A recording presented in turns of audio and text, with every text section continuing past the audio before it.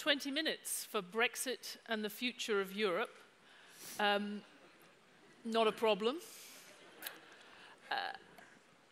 Britain has, if you take a step back, I would say Britain has managed to have its own unique take on some of the disrupting forces in the global economy that we've been talking about the last few days. So instead of declaring a trade war on China or any other country, it's declared a trade war on itself with the Brexit referendum and seen impact on the economy even of that self-created uncertainty. And instead of populist parties taking away support from the major mainstream parties, as we've seen certainly across Europe, we've instead seen populists, or certainly the more extreme wing of a party, take over those big established parties. So you have leaders representing a quite different part of the political spectrum, representing both parties going into this election, which has brought together all of those disruptive forces. We don't know what's going to happen in that election in just a few weeks' time. I suspect there's some interest here on what will happen in the election, but also about what the long-term impact's going to be for the UK and for Europe. So, Philip Hammond, tell us first what's going to happen in the election, but then also long-term, will we look back on this and say this period was when Britain stopped being a serious country? So first of all, anyone who lived through the 2017 general election in the UK will be very wary of giving a prediction as far out as 3 weeks before polling day. But look, all the polls point very clearly to the Conservatives being the largest party. I think the jury's still out whether it will be a majority Conservative government or not. And then perhaps the most important single question is, if it is a majority Conservative government, whether it will be a substantial majority, which will allow the Prime Minister to assert his own position, or a much smaller majority, which might mean that he's still effectively the captive of the extreme wing within the party. So I think there's all to play for there. And many of my former colleagues who are what I would consider to be optimistic still like to believe that once he's delivered Brexit, i.e. we will leave the European Union, and he's got a solid election victory behind him, Prime Minister Boris Johnson may actually turn out to be a pragmatist in terms of his future negotiation with the European Union. You may grimace, Stephanie, but there are optimists out there that hope that it may happen. And on your wider question about the future of the UK, look, there's no doubt that the UK's image and reputation in the world has been dented by this experience. I think it's salvageable if it turns out that we do resolve this, we leave the European Union and we find a solution between the UK and the EU so that we can work together closely and be closely aligned even after we've left the European Union, then maybe people will look back on this period and say, actually, our institutions and our democracy did, in a rather ponderous fashion, function to deliver a good outcome. But of course, if the outcome is different, if the outcome is one that means permanent damage to our economy, then I think that probably will make us the first nation in history that has willfully inflicted economic damage on itself. And history will judge us probably quite harshly for that. Well, I know Stephen King always has a long historical perspective, so we'll see whether he agrees on whether Britain would be the first country. But just to clarify something that you said, you made the point that if Boris Johnson has a very small majority or doesn't have a majority, the risk is he would then be more of a prisoner to the extremists. For those who just want to know whether they should feel marginally less or more discouraged by that result the morning after the election, looking from a distance, the implication of what you're saying is if Boris gets a big majority, you believe that could lead to a softer form of Brexit, a slightly less economically costly form of Brexit. Is that right? It could do. If that's where he wants to go, he would have the authority to take the country where he wanted to take it. I think probably the worst outcome is a very small Tory majority government where he will be the captive of the hardliners in the party. And from your perspective, would it be better to not have any Conservative majority, even though you have been a long life Conservative member, just in this particular circumstance? Well, look, you have to look at a general election is a much broader issue. It's not a referendum with a single issue. And having now seen the Labour manifesto and the policies that Jeremy Corbyn is proposing for Britain, they would clearly be catastrophic. You know, economic disaster. It's probably quite difficult for people to think what Britain could do to itself that would be worse than a hard Brexit. But the Labour manifesto published yesterday pretty much gave us the answer to that. And of course, we may have managed to pull off both. Well, I mean, my nightmare throughout this process has been this. There are three things I've wanted us to avoid. I wanted us to avoid a hard Brexit, I wanted us to avoid a Corbyn government, and I wanted us to avoid a breakup of the United Kingdom. And the risk is, if we get it wrong, we get all three of those things. And all three of those are still very live possibilities, unfortunately.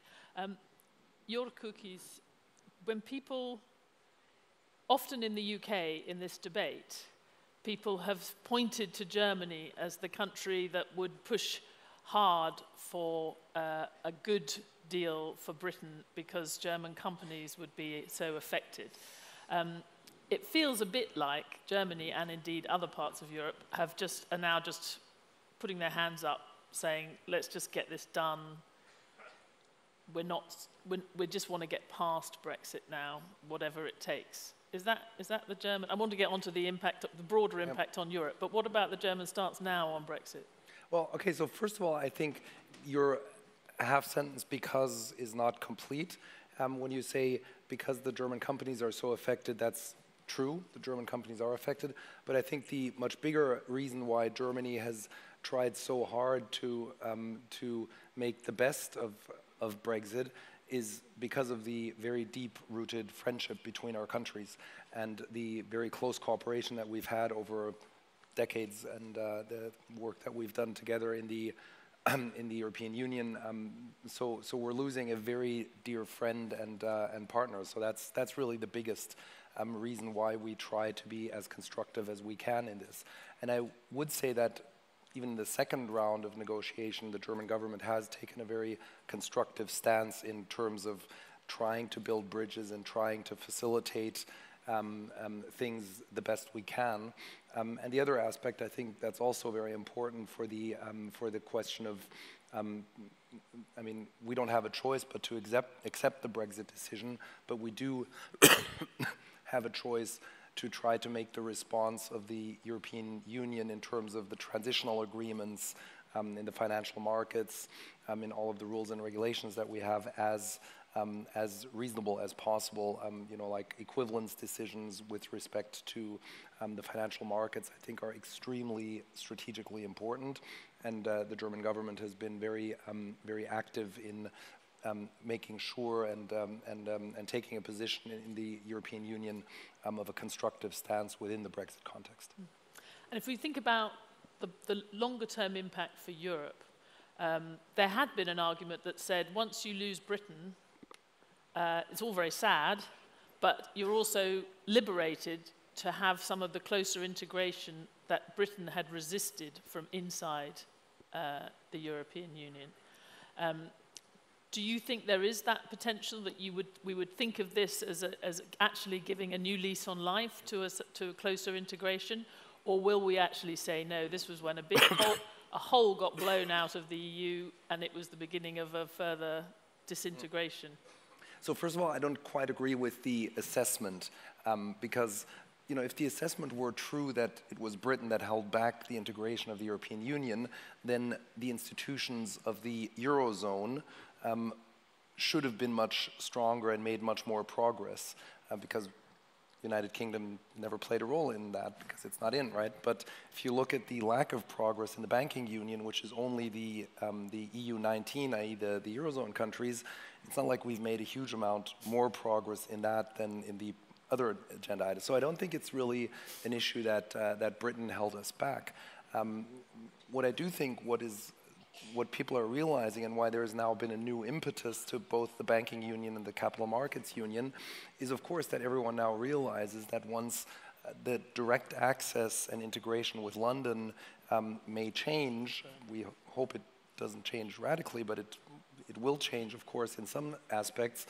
There has to be a response from the European Union, and if we want to assure the funding and financing of our real economy to the extent that we've had so far, we have to do our homework on banking union and capital markets union. I mean, any large global corporate in Germany that has sought financing for any large transaction at the global scale has been doing it through London in the last 20 years, right, 30 years. And that is now going to be more difficult. So if Europe doesn't respond and strengthen its banking union, capital markets union, it will be to the detriment of Europe. So that may be the sort of healthy thing that we have to get our act together. I love the idea that you can fail to progress without any help from the UK. Europe can continue to fail, which is, I'm sure, true. But just to come back again on that where's the leadership now that's going to achieve that, to push ahead with those reforms? We have heard a bit more from the German government and from the French in the last few months, but the progress has been very slow, and we're now losing we're losing one of the most long-standing leaders in Europe. Chancellor Merkel will not be around now for very much longer. Can we really expect that kind of leadership, that kind of reform? Well, 2 weeks ago at a Bloomberg event in Frankfurt, the German finance minister, i.e. my boss, made a very far-reaching statement on deepening of the banking union, which includes the many years resistance of Germany to European deposit insurance, which is a very big step forward. He wrote a very big article in the FT on this. So I do think Germany understands that we finally have to move ahead. And of course Brexit plays one role in it, but the other is the whole global debate, which makes the sovereignty of Europe all the more important. So I do think Germany will play a much more active role, and the fact that we've worked very closely with France on a lot of the financial agenda items is something that we will continue to reinforce and continue to show joint initiatives. Okay. Stephen King, where is this going to leave Britain and Europe? I give you a wide canvas. Oh, thank you. First of all, on your question about countries in the past that may have done this kind of crazy stuff, I was thinking one answer is Egypt in the late 19th century, trying to leave the Ottoman Empire. Large investment came into Egypt shortly thereafter from the French and the British, and eventually they defaulted. It went chaotically wrong, so it's not a particularly good example of a country trying to go it alone. I knew you would have that. Yeah, you gave me 10 minutes to think about off. it, so that was my best answer. I think one of the oddities about the UK is that if you thought about a Brexit argument maybe 5 or 10 years ago, when the rest of the world seemed to be so much better connected, it was, I think, a more legitimate argument to make to say we could leave the customs union, leave the single market, and be able to negotiate trade deals with a whole range of different countries elsewhere in the world, on the assumption that all those countries got on with each other. What has become more difficult now, I think, is the issue of whether the UK can, for example, simultaneously do a trade deal with the US and with China, let alone the EU. Because doing a trade deal with the US, as we discovered with the whole USMCA arrangement, is maybe a situation whereby the US says, by all means do a trade deal with us, but do not do a trade deal with those people over there, whoever those people might happen to be. The second thing I'd note, actually, from a European perspective, is that I think one of the issues in the UK is that when you look at the people who voted for Brexit, this is not guaranteed to be true in all cases, but in many cases they came from regions of the UK where they've not really seen much in the way of income gains over the last 20 or 30 years. But that's not uniquely a British thing. You see it across many parts of Europe as well. Regions in Italy, regions in Greece, big chunks of France, where people have been left behind. Even the European Commission wrote a report on this 2 years ago, which is talking about the economics of the left behind. And what is striking is that there is a connection between these areas that are left behind and support, what you might describe as either populist political movements, populist parties, or anti-EU parties. Yep. So I think dealing with that issue has become incredibly important. And in hindsight, you think about Britain and think, well, had that been dealt with earlier, focusing on these regional imbalances that opened up, perhaps there'd been less likelihood of a Brexit vote going through as a majority vote back in 2016. And I mention that as an issue for the rest of Europe because Europe has struggled to deliver this kind of support for regions that have been genuinely left behind. I'll give you an example of France. So France has average living standards which are above Europe as a whole, as you'd expect. But of the 30 or so different provinces of France, only 2 of them are actually above the European average. All the others are below the European average. The 2 are the Ile-de-France, basically Paris, and the other is Rhône-Alpes, so basically Lyon and nice ski resorts. Everywhere else does worse than Europe as a whole. And when you think about the Gilets jaunes, you think about support for Le Pen and so on, it is partly a consequence of people feeling that in their particular region, their particular area, things have not worked out for them. And one of the features of globalization and new technology is it's certainly created tremendous wealth in certain centers within individual European countries, but it's also led to a sense for communities that somehow they've fallen behind, they haven't done as well. And that, I think, has had a big influence on the populist vote. We're going to run out of time in a minute, but I think people here will have heard some of these panels in the past, and at least a couple of years ago, they would have heard that President Macron was actually embodying a new approach, a kind of more populist version of mainstream policies, that he presented a response to some of these challenges, the left behinds, the feeling of isolation. 2 years on, I mean, none of you are sitting in France, but would you say, would you give President Macron a bit of some credit for having walked a different kind of line as a politician, or has he been forced to face all the same realities? I don't know, your cookies. Yeah, I mean, he's given a major impulse to the European integration, so I think that's something that he's definitely achieved in a very substantial way, and it's forced all of us to think about what we can do to help him with that. Mm. And is there any chance, I mean, again, just to put you on the spot, I think Stephen and Philip, in 12 months' time, or say the end of 2020, when, remember, Boris Johnson is committed to have actually not just leaving the EU, but having moved off our current arrangements onto the new trading arrangement, where do you think we will actually be at the end of 2020? What's your best guess of where the UK will be? Well, it's not possible to negotiate a comprehensive new trade deal by the end of 2020. And I fear that if Britain does not exercise the right that it has to seek an extension in June 2020, then the EU will take the view, probably very realistically, that isn't really worth engaging with us in the discussion, because we won't get anywhere before the end of 2020. So that's why I very much hope that there will be a pivot to pragmatism, where we say, look, we're leaving the EU at the end of January or whenever it is, big fireworks, Independence Day, let's put this issue to bed as a political issue. And then the rest of it is just techie stuff, negotiating the details of future trade agreements. Let's try and get the heat out of it, the political heat out of it, so that the government can actually do what is in the country's best interest. Because after all, the slogan was take back control. It's all about sovereignty. Surely the point of regaining sovereignty is to be able to do what is in your best interest. And it clearly will be in Britain's best interest, having left the European Union, to then negotiate a future partnership that allows us to go on trading cross-border, go on operating an integrated financial services market across the European Union, which I passionately believe is in the interests of the UK, but also in the interests of the EU. By the way, just finally, can I say, I totally agree with Stephen. I think much of the angst that we've been dealing with across Europe, in North America, is about one very simple thing: a decade of real income stagnating for a significant proportion of our population. If you can address the problem of stagnant real incomes, you can diffuse the problem of populism in our politics. And although it happened everywhere, the austerity in Britain in those crucial post-financial crisis years didn't help. Of course. Can I just quickly ask, do you agree, you were former colleagues finance minister meetings in the EU. Do you agree that the European Union is not going to seriously engage with a British government that puts a definitive deadline of the end of next year for a deal?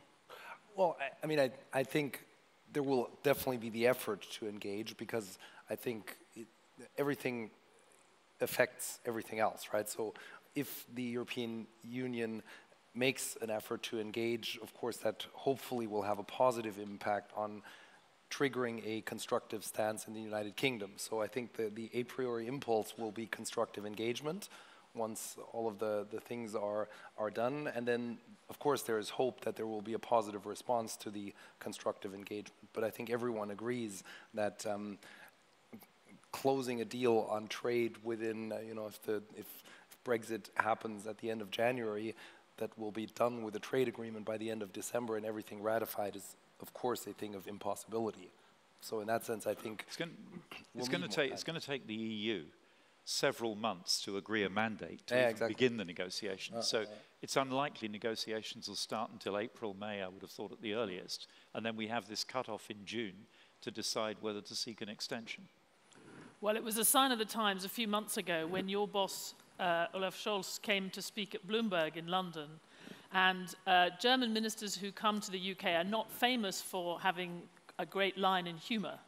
But he made a similar comment to you at the start in a room surrounded by the finance community, where he said that he hoped that the German-British relationship would continue to be strong, because Britain had always been a model everywhere of democracy and pragmatic decision-making.